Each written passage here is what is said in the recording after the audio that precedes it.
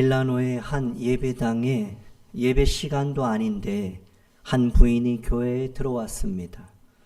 부인은 교회 뒤편에 앉아서 고개를 숙이자마자 통곡하며 울기 시작했습니다.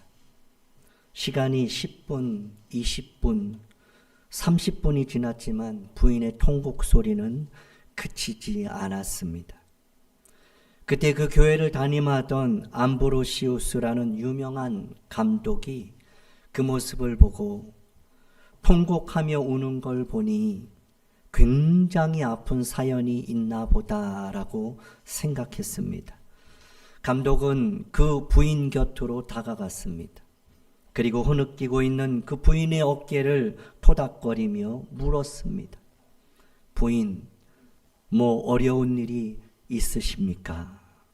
그러자 부인은 암브로시우스를 보더니 감독님, 제 아들이 이단에 빠졌어요.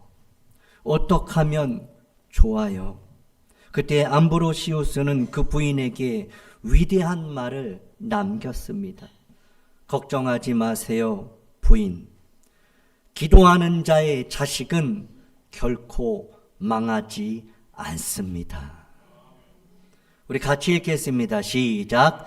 기도하는 자의 자식은 결코 망하지 않습니다. 한 번 더 시작. 기도하는 자의 자식은 결코 망하지 않습니다.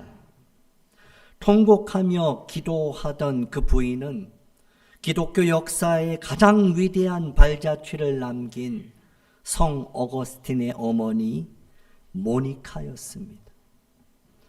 위대한 인물을 만든 위대한 어머니의 기도라는 책의 저자는 10명의 위대한 인물을 소개하면서 그들의 뒤에서는 기도의 어머니들이 있다는 것을 기록하고 있습니다.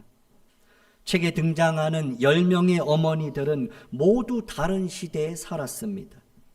그들은 모두 다른 환경에서 다른 삶을 살았습니다. 그러나 그들에게는 한 가지 공통점이 있습니다. 자녀를 위해서 기도했다는 것입니다. 그리고 그들의 자녀들은 하나같이 위대한 인물이 되었습니다. 기도하는 어머니의 자녀는 결코 망하지 않을 뿐만 아니라 위대한 인물로 세워줄 줄 믿고 기도하는 부모가 될 수 있기를 주님의 이름으로 축복합니다. 이런 찬양이 있습니다. 누군가 널 위하여 누군가 기도하네. 내가 홀로 외로워서 마음이 무너질 때 누군가 널 위해 기도하네. 우리 한번 같이 찬양합니다. 누군가 널 위하여 누군가 기도하네.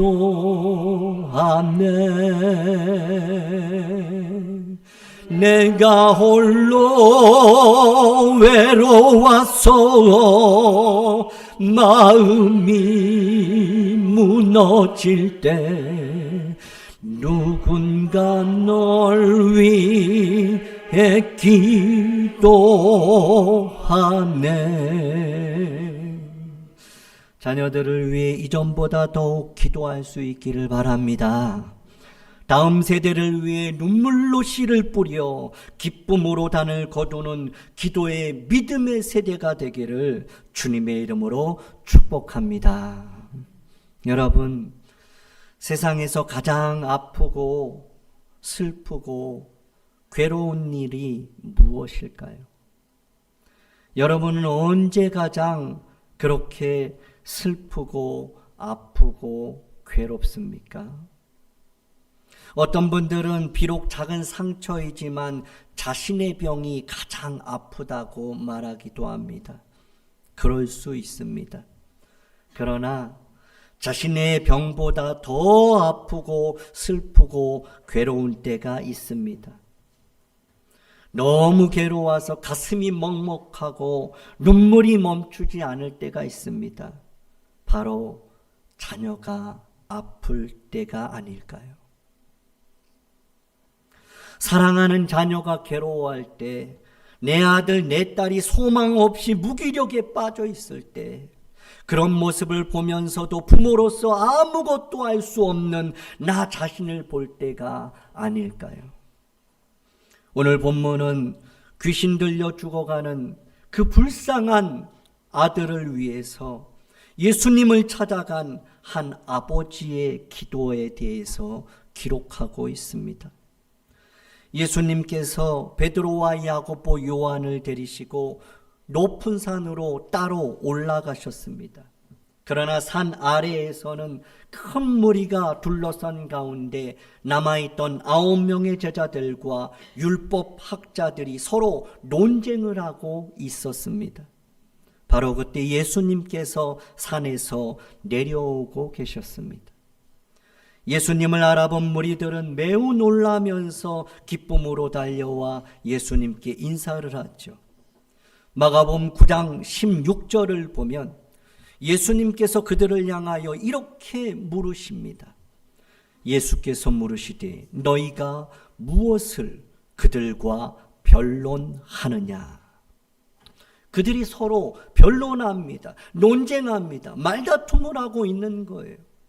그 변론의 이유가 한 아이의 문제 때문이었습니다. 말 못하게 하는 귀신이 그 아이에게 들어갔기 때문입니다. 귀신이 한번 아이를 잡으면 아이는 땅에 거꾸러지고 입에 거품을 물고 이를 갈면서 몸이 뻣뻣이 굳어져 가는 이러한 증상이 있었습니다. 뿐만 아니라 아이는 자주 불 속에 몸을 던지고 물 속에서 뛰어들어가는 일이 있었습니다. 귀신 들린 아이는 하루하루 죽음의 고통을 넘나들고 있었고 하나밖에 없는 그 아들의 이러한 고통을 지켜보는 아버지의 마음은 너무나 괴로웠습니다. 그래서 아버지는 아들을 데리고 예수님 앞에 나왔습니다. 그런데 예수님은 산 위에 오르시고 안 계신 거죠. 그곳에는 9명의 제자들만 있었습니다. 그래서 아버지는 제자들에게 귀신을 쫓아내달라고 부탁을 합니다. 그러나 제자들은 귀신을 쫓아내지 못합니다. 마가복음 6장 7절을 보면 예수님께서 12제자를 부르사 둘씩 보내시며 더러운 귀신을 제어하는 권능을 주셨다라고 말씀합니다. 왜 제자들은 귀신을 쫓아내지 못했을까요? 제자들에게 귀신을 쫓아낼 만한 능력이 없었기 때문일까요? 아닙니다.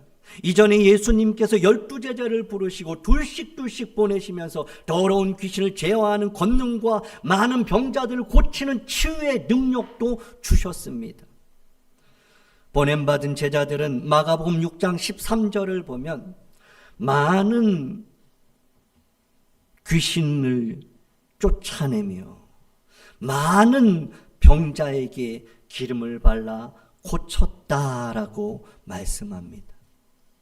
둘씩 보냄받았던 제자들은 이전에 많은 병자들을 고쳤고 많은 귀신을 쫓아냈던 경험이 있었습니다. 그런데 지금은 9명이 하나의 문제를 해결하지 못하고 있습니다. 전에는 했는데 지금은 못하고 있다는 겁니다. 왜 그럴까요? 왜 전에는 했는데 지금은 못할까요? 전에는 능력 있는 삶을 살았는데 왜 지금은 능력이 없는 삶으로 전락하고 말았을까요? 왜 제자들은 전과 같이 능력을 행하지 못하고 왜 그들은 지금 아무것도 하지 못하고 논쟁만 하고 있을까요?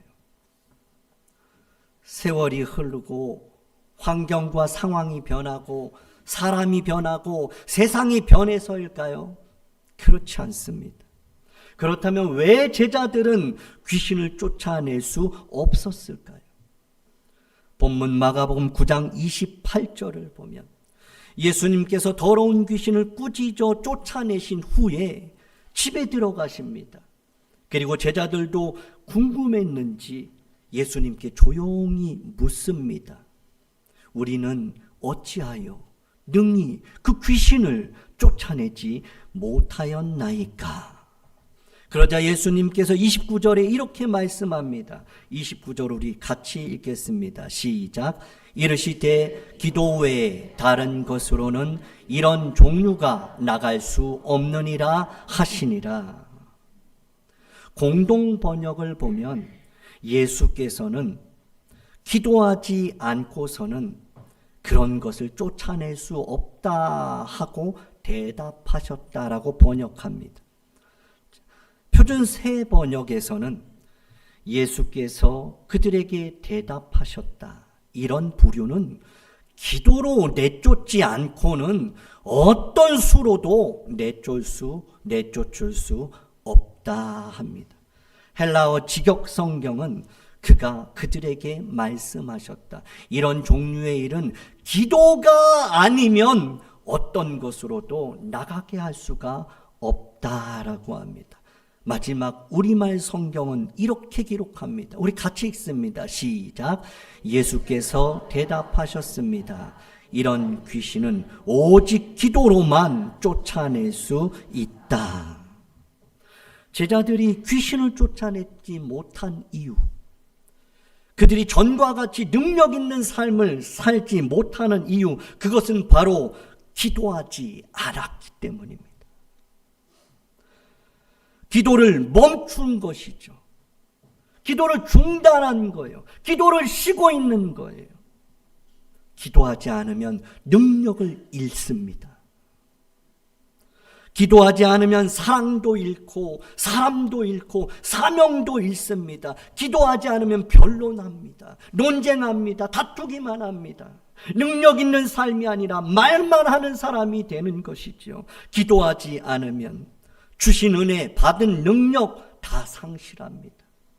기도하지 않으면 나를 구원하신 이유, 나를 부르시고 나를 세우신 이유, 나를 충성되이 여겨서 직분을 맡기신 그 은혜와 책임을 망각하는 것입니다. 기도하지 않으면. 기도하지 않는 자는 제자의 정체성을 잃어버리는 거죠. 내가 살아가는 이유와 목적도 잃어버리는 거죠. 기도하지 않는 제자는 아무것도 할 수 없습니다. 아무것도 아닙니다. 이런 찬양이 있습니다.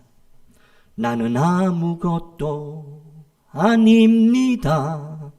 주님의 사랑이 없으면 나는 아무것도 모릅니다. 주님의 지혜가 없으면 나는 아무것도 못합니다. 주님의 능력이 없으면 나는 한순간도 못 삽니다.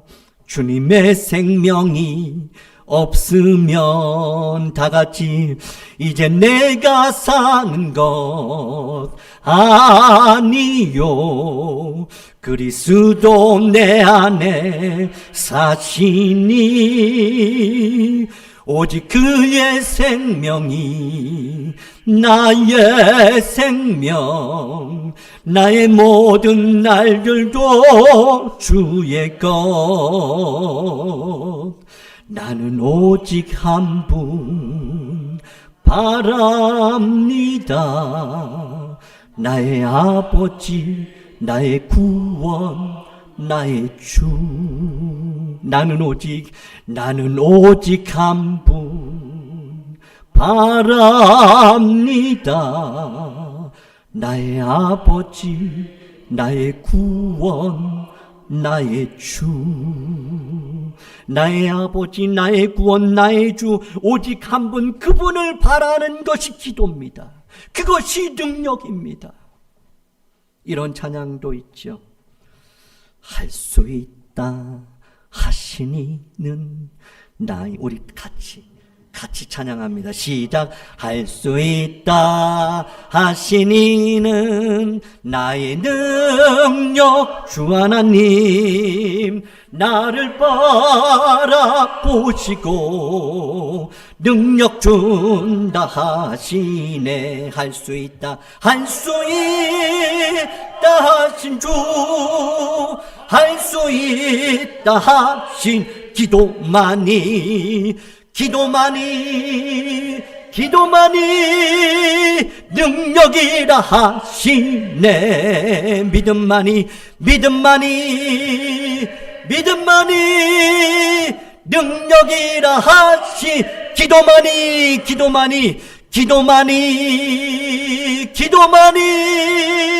능력이라 하시네. 아멘. 믿음만이 능력이라 하시네. 할렐루야. 기도가 믿음이 능력인 줄 믿으시기 바랍니다. 기도는 만사를 변화시키는 능력입니다. 그런데 왜 제자들은 기도하지 않았을까요? 그 이유를 마가복음 9장 19절에서 예수님께서 이렇게 말씀하십니다. 대답하여 이르시되 믿음이 없는 세대여, 믿음이 없는 세대여, 내가 얼마나 너희와 함께 있으며 얼마나 너희에게 참으리요. 예수님께서 그곳에 변론하고 있는 그들을 향하여 믿음이 없는 세대라고 말씀하십니다.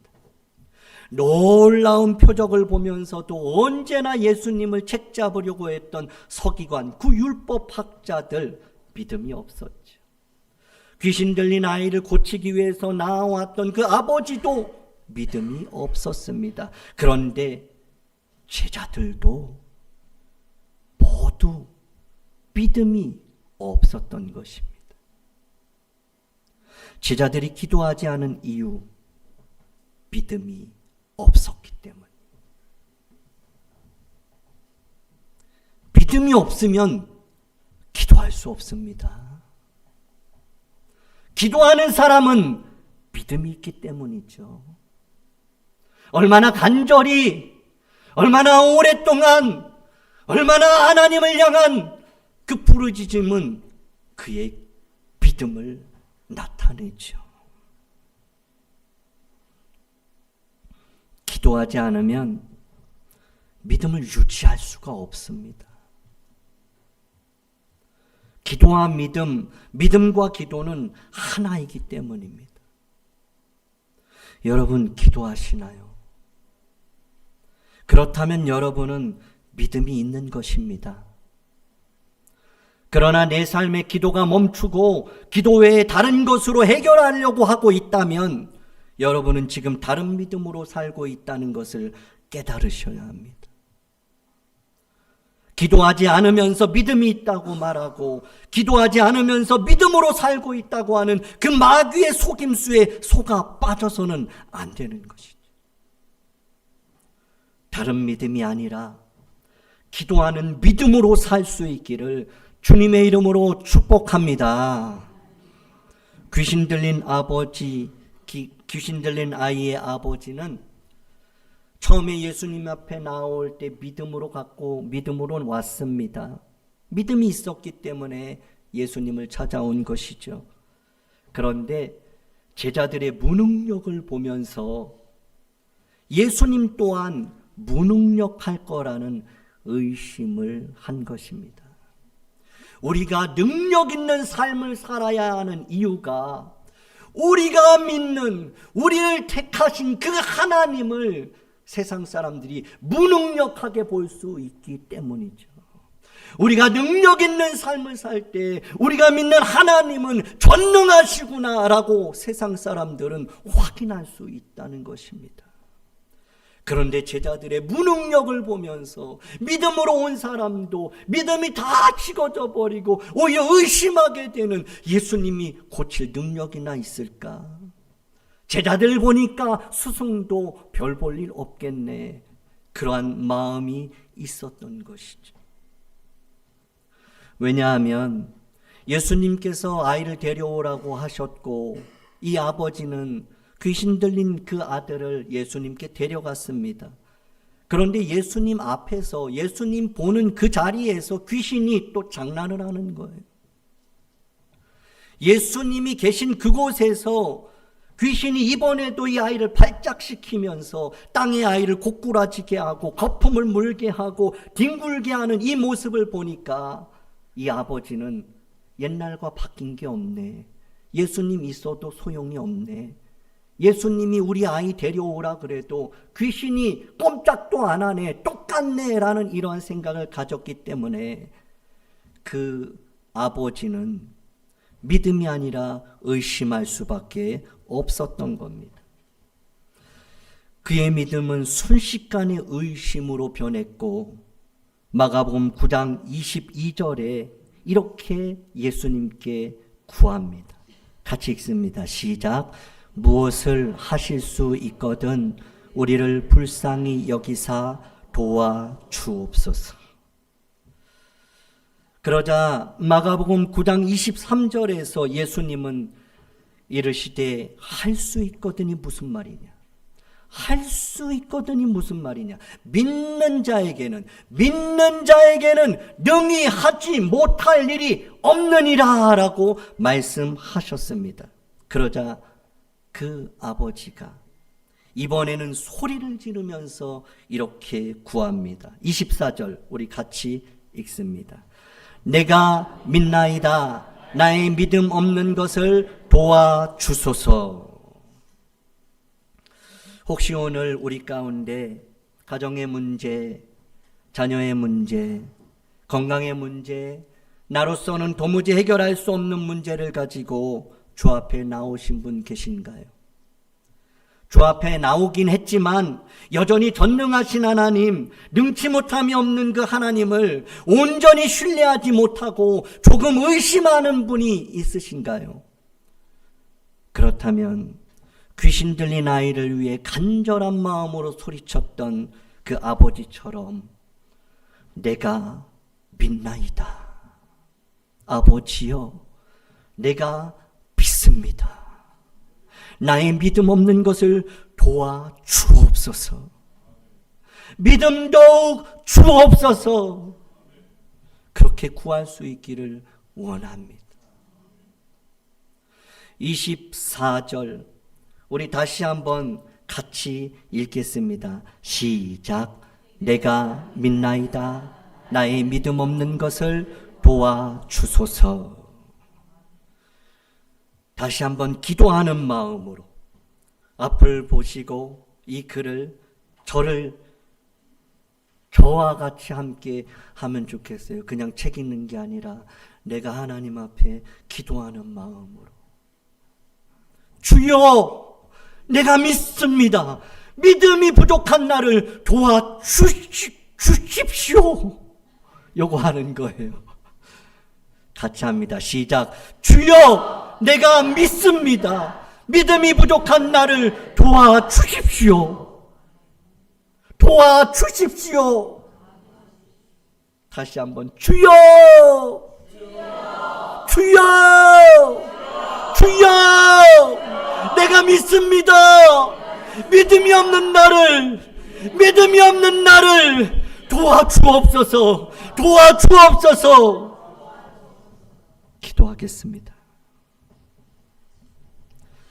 믿음의 기도를 들으시고 지금도 쉬지 않고 일하시는 하나님, 우리에게 믿음 더욱 주옵소서. 기도의 능력을 알게 하옵시고 기도의 능력을 경험하게 하옵소서. 주신 은혜 받은 능력을 빼앗기지 않도록 늘 깨어 기도하게 하옵소서.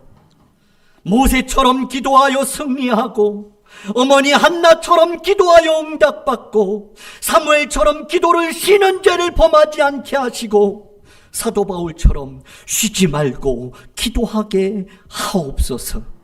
오직 한 분 하나님만 바라며 의지하는 기도의 사람이 되게 하옵소서.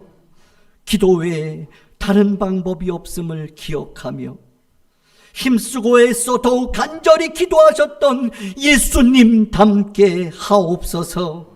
우리를 구원하신 예수님 이름으로 기도하옵나이다. 아멘.